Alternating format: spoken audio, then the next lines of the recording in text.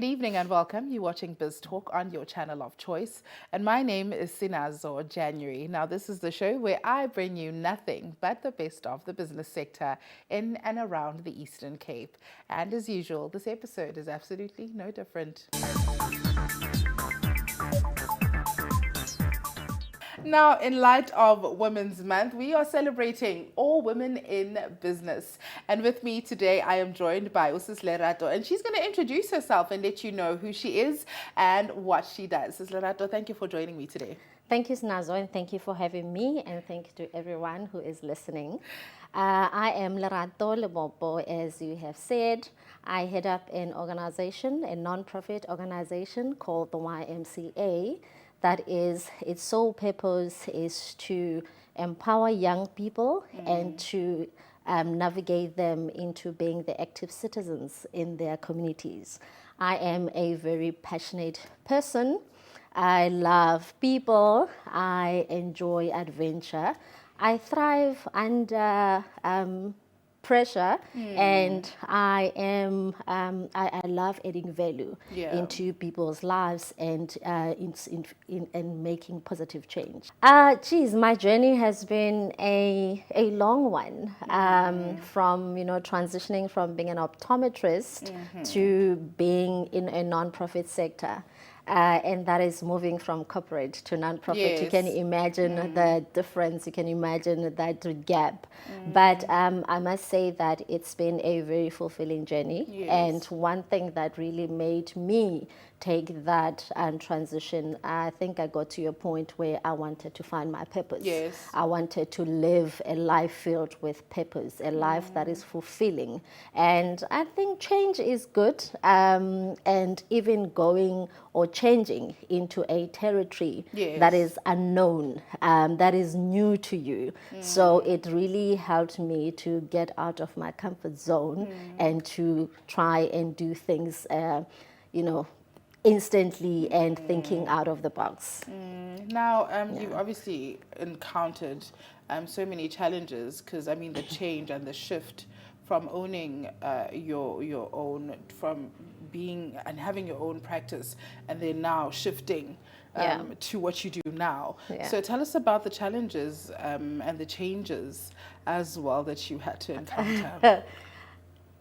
You can imagine from being your own boss and coming from an environment where you made decisions on your own, and to an environment where you have a board of directors that you have to report to, that you have to, you literally given an opportunity to steer the ship. Yes. And when I joined the YMCA, it was during the COVID period.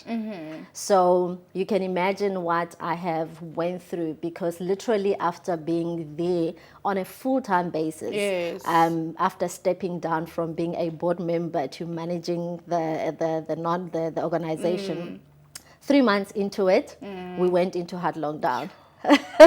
So you can imagine what I had to go through. You can imagine what I have been thinking of, what it has been going through into my mind, and having to keep the ship floating and not sinking, and in this unfamiliar territory, something that we do not know.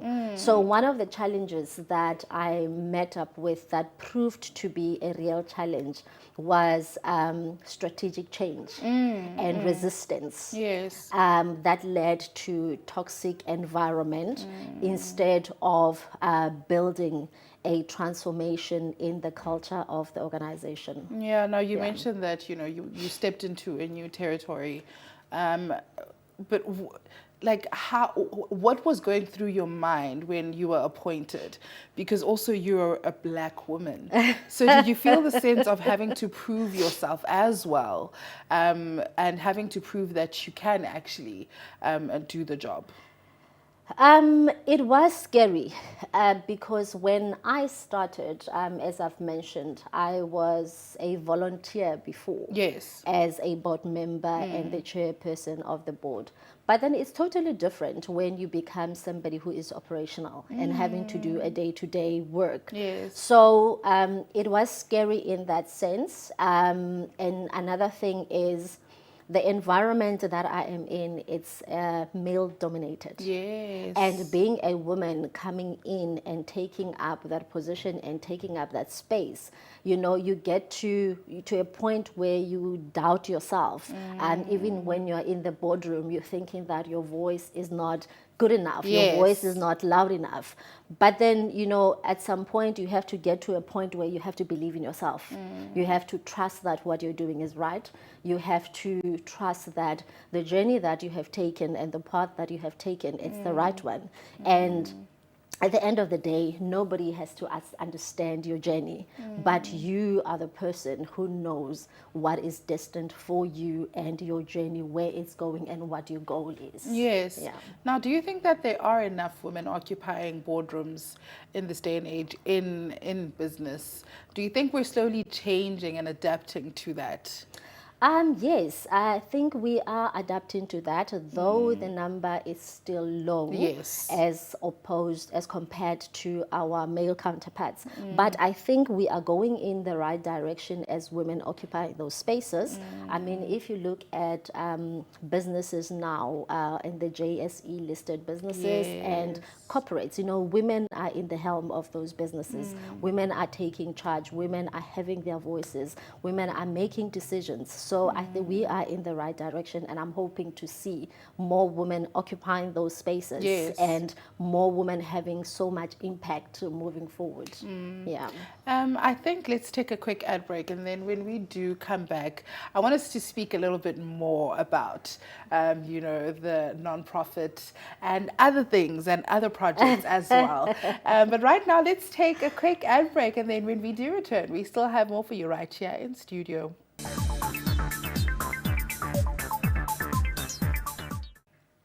And welcome back. If you've just joined us, we have a very special guest who goes by the name of Sis Lerato. So before the ad break, we were talking a bit more about the nonprofit. But tell us about some of the projects that you guys have done, especially like this year until now. How's that been going? The non-profit space is a very difficult one. Yes. Considering the fact that there is no money coming in and you're relying on donors. But I guess, what keeps us going, it's the community and the people that we serve. Because if you do not have the heart for that, Yes. you will not be able to do the work that we are doing. So some of the programs that we are running, that we have, is we have a program that is called the Youth Justice, which aims to work with young people that are at risk of being in conflict with the law. Yes. So, for example, you have kids who are involved in or being recruited by gangsters. You have kids that are, getting involved in substance abuse and all Yes. that. So we work with those kids and try to have some sort of transformation and showing them that there is more to life than what is and what they know. So we instill that mindset of positivity. We instill that mindset that you don't have to end where you are, but there is more possibilities and there is more opportunities. And we also run life skills programs, which then link them to opportunities outside, link them to job opportunities, school opportunities, or some of those that have dropped out of school to even take them back to school because there's various reasons why they are in the position that they're in. Yeah. So we try and bridge that gap between, the kids and the family home and to understand those dynamics. And we also have a project that we started during the COVID period, Yes. the school shoes campaign.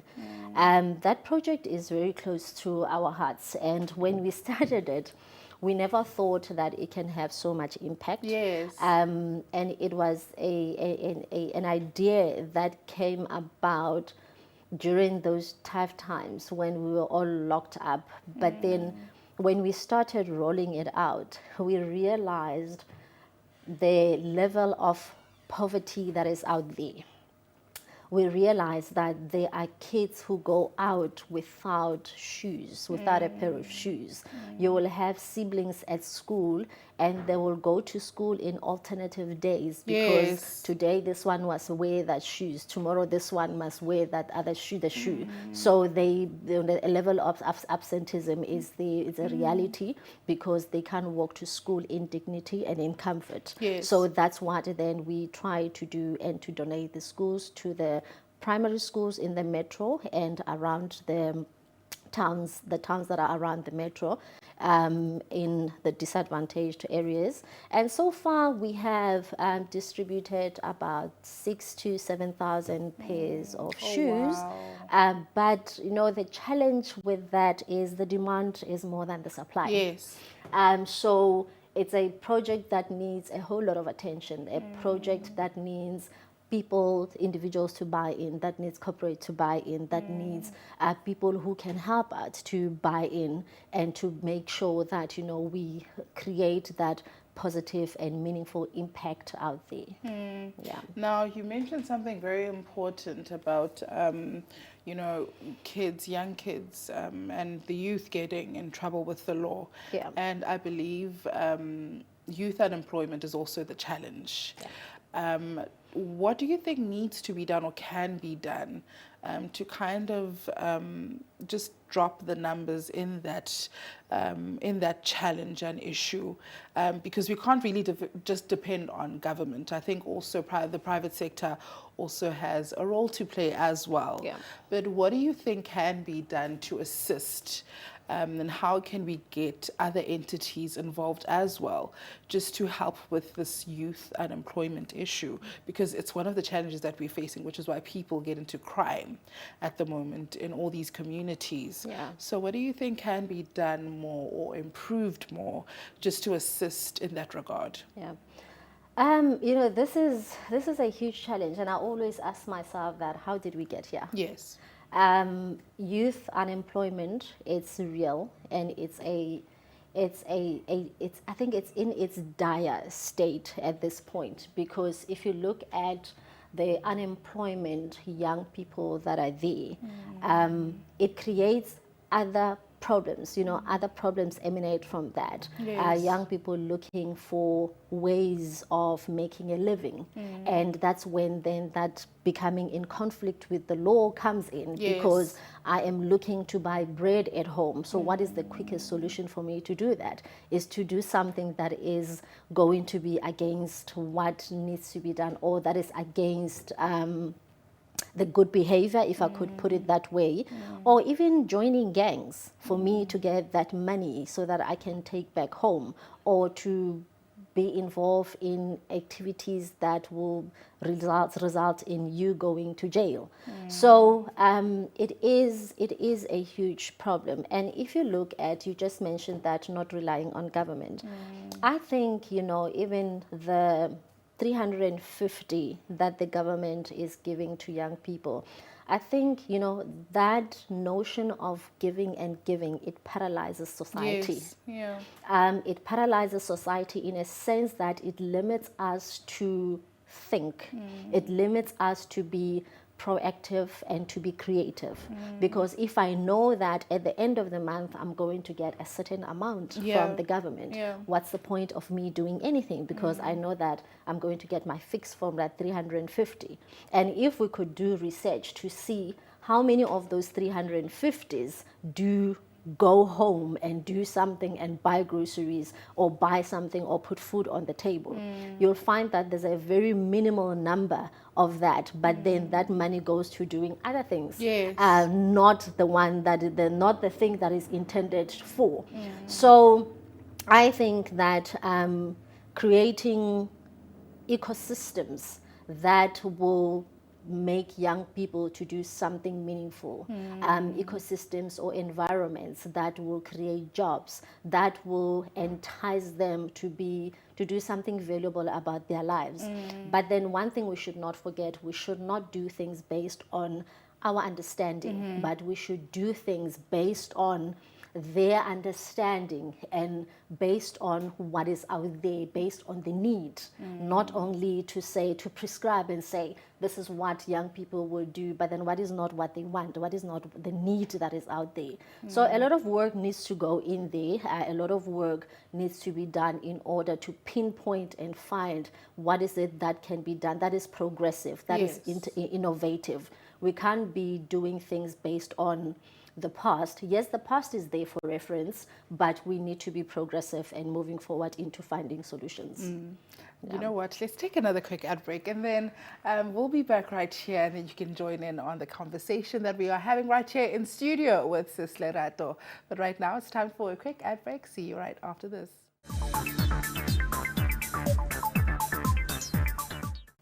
And welcome back. If you've just joined us right now in studio, I'm joined by a lovely, lovely guest. She goes by the name of Sis Lerato.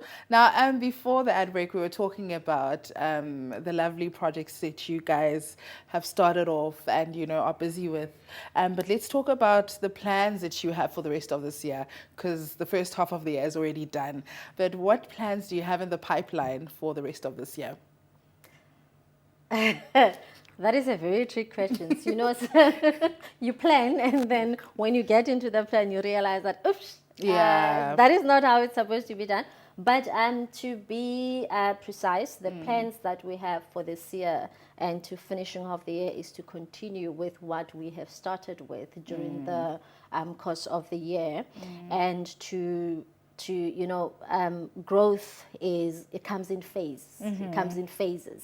And it's not something that comes easy. So, but our vision as an organization is to plant a seed in the townships in the Nelson Mandela Bay. So if we could find ourselves in a position where we can have satellite offices in different townships in the metro, that will be a bonus for us. That will be, you know, that will be a dream that is fulfilled, because we will be creating or changing the narrative, and we will be leading the young people to have that voice and to bring the change that they want. Now, talking about that, what do you think are the common challenges that these communities are facing that you would like to actually work on, and that you think are actually quite urgent? Any common challenges that the communities that you guys are working with? Sinaza, I believe that young people are the leaders of tomorrow.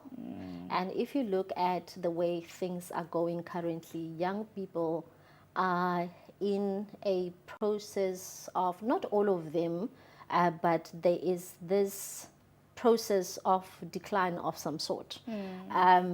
You look at substance abuse, it's slowly becoming a pandemic, where you go to schools, you go into the community, each and every parent cries about the same thing. Each and every parent will cry about how these kids are smoking, how this child is stealing things at home to manage their fix. And as we have collaborated with other stakeholders, and we've collaborated with the Department of Social Development and with the Hope Revolution, along with the university, we're trying to find solution in terms of how we can help the community and parents and household into dealing with substance abuse, and to come up with programs that can prevent that, create that awareness in prevention of substance abuse.